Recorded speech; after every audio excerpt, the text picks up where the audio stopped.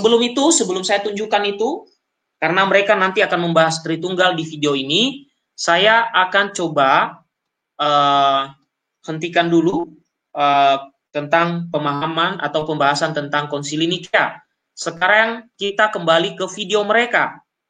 Jadi supaya saya tidak ngarang-ngarang Bapak Ibu, jadi saya mau menunjukkan kepada Bapak Ibu saja yang sesungguh-sungguhnya, ya, karena kita tidak pernah memanipulasi sejarah, ya, kita ngomong apa adanya saja. Oke, kita coba lihat lagi kelanjutannya. Nah, itu beda tahun. Ya, menurut Anda Arius dengan Athanasius itu sama tahun dekade istilahnya. Mereka hidup bersama. Atau yang mana sebenarnya? Arius hidup di zaman Tertullianus atau bagaimana? Karena Tertullianus dengan Athanasius juga menurut sejarah, walaupun memang agak kacau sejarah kekristenan ini karena begitu banyak ragamnya. Nah, Bapak Ibu, dia yang kacau. Dia yang kacau. Sejarah Ortodoks juga berbeda. Dia bingung sendiri. Banyak sekali versi sejarah. Anda klaim yang mana? Pak? Jadi kalau saya menjabarkan, saya mengambil satu kesimpulan bahwa dulu itu terjadi ada satu perselisihan gitu, antara pihak Arius dan Athanasius, dan pada waktu itu juga Konstantin itu memasukkan ide gagasan supaya tidak ada lagi yang namanya perdebatan gitu. Makanya pada waktu itu Arius ditarik, ya kan, dan habis itu bukan Arius, Oke. Pak Yosua Tewu, di awal dia bertanya, sebenarnya dia sudah tahu bahwa zamannya Athanasius dan Arius itu berbeda. Bahwa kemudian Athanasius di kemudian hari memberikan tanggapan terhadap ajaran Arius, baik secara langsung dan tidak langsung, itu ada. Tapi bahwa zaman atau tidak, tadi Pak Yosua Tewu di awal dia bingung dengan Valen yang memberikan data yang salah.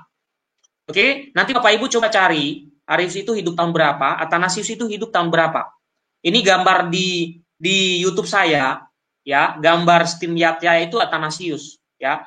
Kenapa saya memakai itu? Saya mempunyai spirit seperti beliau.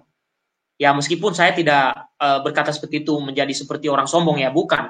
Maksudnya spirit beliau ini bagus. Ya, silakan nanti dicari data-data sejarah, kapan Arius hidup, kapan Athanasius hidup. Apa yang ditulis Athanasius tentang Arius atau ajaran Arius, ataupun dia menanggapi secara tidak langsung, atau bahkan tokoh lain yang menanggapi. Oke, di sini mereka kebingungan tadi, ya. Bahkan Joshua Tewu sempat bertanya, apakah hidup sejaman atau tidak? Oke, ini saya perlu tanggapi soal ini, ya. Mungkin Bapak Ibu di komen di kolom komentar, kalau sudah dicari di Google, mungkin bisa ditunjukkan ke saya, Athanasius itu hidup tahun berapa, Arius itu hidup tahun berapa. Jadi supaya juga teman-teman di live chat yang melihat itu bisa mendapatkan pengetahuan. Mungkin Pak PTT Sinaga mungkin bisa memberikan tulisan di situ. Adek Dionisius yang sangat semangat ini, oke, mungkin bisa ditulis di chat juga. Oke. Ya. Nah, di sini mereka di awal sudah kebingungan sendiri, dan Valen ini Yahudi yang mengaku Yahudi ini dia bingung. Dia bicara asal-asalan, perhatikan dia bicara tanpa data apapun. Bahkan dia kebingungan ketika Pak Yosua Tewu mencoba bertanya, apakah mereka hidup sejaman? Ngopi dulu. Aduh. Kita lanjut. Dan Arius dipisahkan gitu. Dia dibuang di mana, tapi habis itu ditarik kembali gitu loh. Dan akibat keputusan Konstantin ini banyak makan korban. Banyak makan korban. Makanya sejarah Tritunggal itu sangat kelam. Sama halnya dengan Kruscaido, tapi saya tidak akan membahas tentang Kruscaido. Ketika dijelaskan, Pak, makan korban bagaimana ada maksud? Kaum Trinitarian menimbulkan korban, banyak jiwa yang dikorbankan demi mempertahankan Tritunggal. Iya, benar. Itu ada, Pak. Sejarah itu ada, Pak. Ada. Anda bisa bukti. Ayo, sejarah ada katanya. Tapi ketika ditanya mana buktinya, ya dia hanya mengutip tulisan-tulisan konspirasi. Inilah yang saya katakan tadi. Berbicara tanpa data, so tahu. Ya, so tahu gitu loh. Nah, coba Bapak Ibu mencari di Google siapa korban dari ajaran Tritunggal. Coba kita lihat. Maka yang dibahas justru tentang peperangan di Lepanto atau peperangan perang salib. Coba nanti kita lihat. Yang dibahas nanti tentang perang salib malahan. Lah aneh kan? Tadi katanya korban dari ajaran Tritunggal, sekarang dia lari. Coba lihat. Dia berkata apa? Banjir darah begitu. Ya, dalam arti ada korban, Pak. Nah, tuh kan? Nanti saya akan kasih situsnya. Ya, beda dengan crusade-nya Katolik. Berbeda, Pak, berbeda. Kalau Crusader itu kan perang salib. Nah, oke. Ya, oke. Jadi oke. Mari kita ketawa Bapak Ibu. Pak Sana, Anda sudah menyampaikan sangat lugas, sangat lugas tanpa sumber. Ya, satu hal lagi mungkin yang saya tanya tentang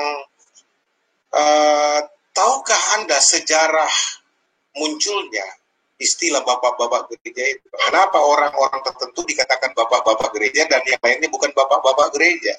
Nah, perhatikan Bapak Ibu. Dia tidak bertanya kepada kita, orang Kristiani, tapi dia tanya kepada yang mengaku Yahudi. Bagaimana dia tahu tentang Bapak Gereja, Pak Yosua Tewu?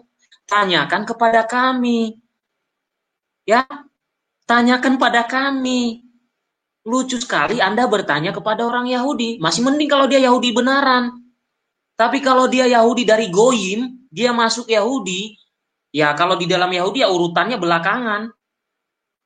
Kalau Yahudi keturunan asli, beragama Yahudi juga ya urutannya ke paling depan dalam rumah ibadat. Nah, Anda bertanya bukan kepada gereja Katolik yang punya sejarah, bertanya kepada orang yang kontra. Tanyakan kepada kami akan jujur.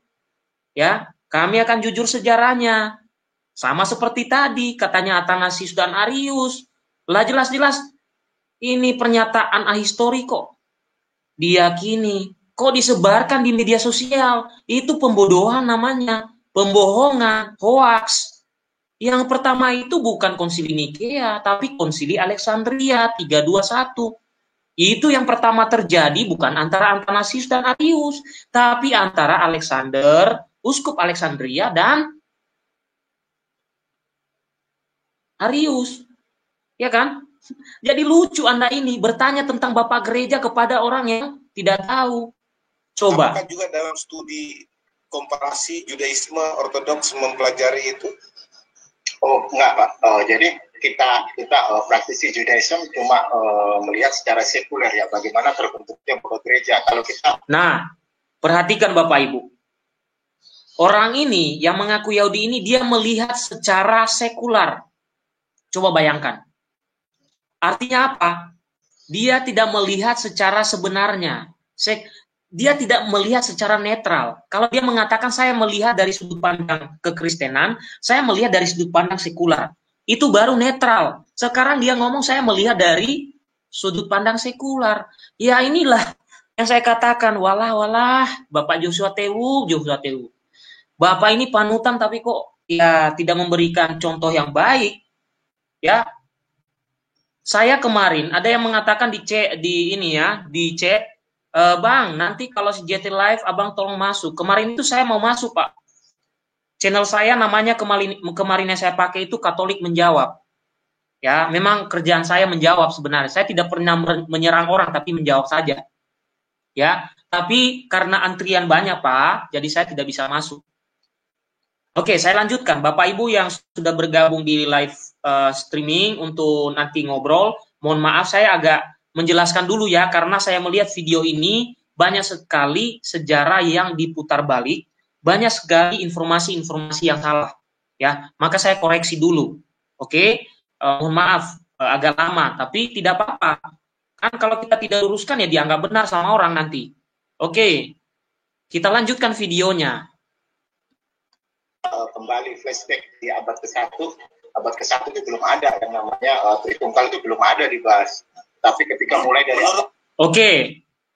Dia mengatakan belum ada Tritunggal pada abad pertama. Oke. Saya akan coba tunjukkan tulisan dari 3 orang yang saya sebutkan tadi yang menulis tentang Tritunggal, ya. Saya akan coba tunjukkan bagaimana ya tokoh yang saya sebutkan itu menulis tentang Tritunggal. Sebentar Bapak Ibu, mohon bersabar karena saya ini kerja sendiri ya, mengoperasikan sendiri, jadi agak lama ya. Tapi tidak apa-apa, saya sambil bicara, saya sambil main tangan saya kemana-mana untuk membuka. Oke, saya akan coba buka tentang tokoh pada abad pertama itu. Di dalam tulisan mereka ya, mereka menulis tentang Tritunggal. Oke, sebentar Bapak Ibu, mohon bersabar karena kita harus menjawab satu persatu supaya apa yang diajarkan oleh mereka ini tidak dianggap benar oleh orang yang tidak tahu, ya, tidak dianggap benar oleh yang tidak tahu. Saya coba buka sebentar, sudah terbuka. Oke, sebentar saya akan tunjukkan. Oke, ini, oke. Saya tadi menyebutkan kurang lebih 2 orang tokoh ya. 2 orang tokoh yang saya sebutkan sebagai tokoh yang pada abad pertama itu berbicara tentang Tritunggal. Saya coba tunjukkan. Oke, tokohnya itu bernama Santo Polikarpus dan Santo Ignatius dari Antioquia. Saya coba tunjukkan. Oke, mudah-mudahan Bapak Ibu besar di situ ya tulisannya. Ini saya agak warna biru ya, di sini warna biru tapi di situ hitam. Tapi saya baca, oke. Bapak Ibu, Santo Polikarpus ini hidup tahun 69 sampai 155. Oke, sudah ya Bapak Ibu ya. Polikarpus itu hidup tahun 69 sampai 155. Dan pada waktu Santo Polikarpus hidup, Rasul Petrus masih hidup, Rasul Paulus masih hidup, Rasul Yohanes masih hidup. Ya, Rasul Paulus dan Petrus itu wafat sekitar tahun 67 dan Rasul Yohanes itu paling lama wafatnya itu tahun 96.